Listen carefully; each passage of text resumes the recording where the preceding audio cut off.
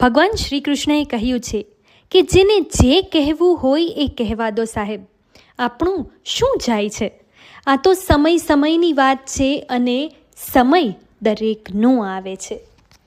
સરળ વ્યક્તિ સાથે કરવામાં આવેલું કપટ તમારી બરબાદીના બધા જ દ્વાર ખોલી નાખે છે. પછી તમે ભલે ને શતરંજના ગમે તેટલા મોટા ખેલાડી કેમ ના હોય.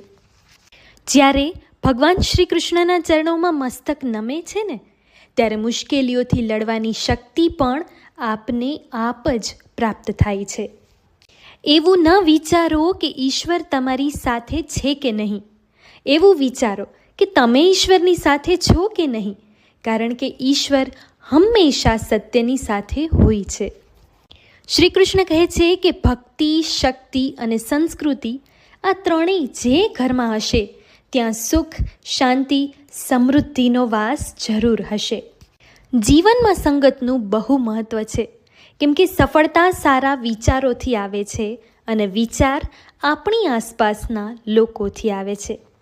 શ્રી કૃષ્ણ કહે છે કે જો કોઈ તમને ઠુકરાવી દે તો ખરાબ ના લગાડશો, કારણ કે એ લોકો